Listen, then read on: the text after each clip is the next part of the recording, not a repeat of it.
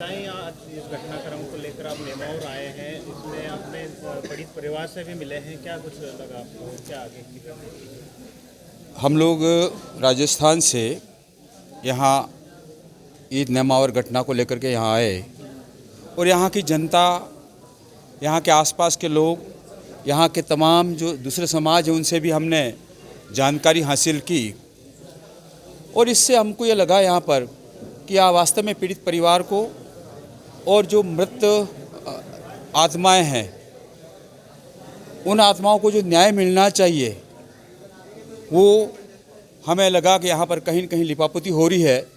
और जिस तरह से पूरी घटना की छानबीन होनी चाहिए थी, जिस तरह से पूरी घटना का एक खुलासा होना चाहिए था, बिना खुलासा किए उन्होंने चार्जशीट पेश कर दी आधी अधूरी, ताकि अपराधियों को जल्द से जल्द जमानत मिल जाए, ये यहाँ हमने देखा। दूसरा, यहाँ पीड़ित परिवार बार बार जो अपनी पीड़ा कह रहा है, जिन्होंने एक योजनाबद्ध तरीके से इन बच्चियों के साथ जघन्य अपराध किया है, उनकी हत्याएं की हैं, उन्होंने चिल्ला चिल्ला के कहा। इसके बावजूद भी जब गुमशुदगी रिपोर्ट दर्ज होती है इस पर भी कोई कार्रवाई नहीं।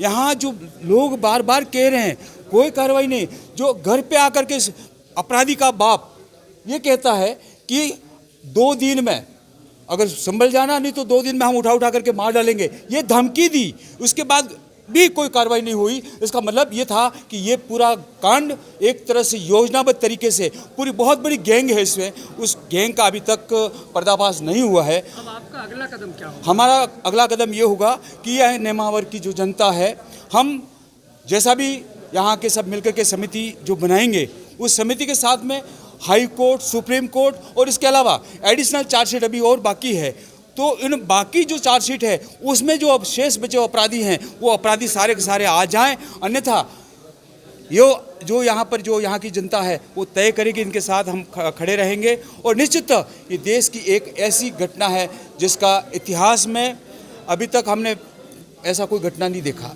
एक लाश के ऊपर एक दूसरी लाश, इस तरह से लाश से जमा करके अपराध किया है, ये माफ़ किए जाने योग्य नहीं है, सजाए मौत। इसके अलावा संगठन जो है वो सीबीआई की जांच की मांग कर रहे हैं, आपका क्या कहना है? देखिए, क्योंकि उन्होंने मध्य प्रदेश सरकार और यहाँ के प्रशासन ने उन्होंने कानूनी तरीके से बहुत सारी जल्दबाजी की है। उन्होंने क्या किया, चार्जशीट कोर्ट में पेश कर दी आधी अधूरी, और दूसरी चार्जशीट और जल्दी पेश करना चाह रहे हैं। मतलब हमको सुप्रीम कोर्ट में और हाई कोर्ट में इसका कई बार क्या है, हम एक बार चार्जशीट पेश होने के बाद में सरकार कहती थी जांच होगी साहब, और जांच होने के बाद हमने कोर्ट में पेश कर दी, अब तो न्यायालय उसका डिसीजन करे, ये स्थिति बनती है। पर फिर भी हम कहते हैं कि एडिशनल अतिरिक्त इसकी और भी आपको लगता है तो इसके साथ चार्जशीट के साथ में और एडिशनल इसको जोड़ा जाए। और सीबीआई की मांग तो हम कर ही रहे हैं, लेकिन साथ साथ में टेक्निकल जो इश्यूज़ हैं उसके भी हम कह रहे हैं कार्रवाई होनी चाहिए।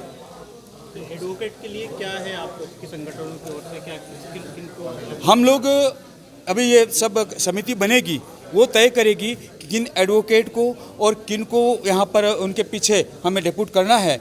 और ये पूरा समाज, जैसे जिन एडवोकेट को हम डेप्यूट करेंगे वो पूरा समाज उसको सहयोग देगा। और भी एडिशनल यहाँ विजिट भी हम कराएंगे एडवोकेट लोगों की कि भाई आप यहाँ पर विजिट कीजिए। विजिट करने के बाद आपके ध्यान में जो बिंदु आते हैं, जो परिस्थितियाँ आती हैं, जो साक्ष्य आते हैं, उन साक्ष्यों का आप कलेक्शन करके जब आप पैरवी करेंगे, निश्चित इन बिंदुओं को भी आप उठाएंगे। ऐसा हमारा सबका समिति का मानना रहेगा। धन्यवाद।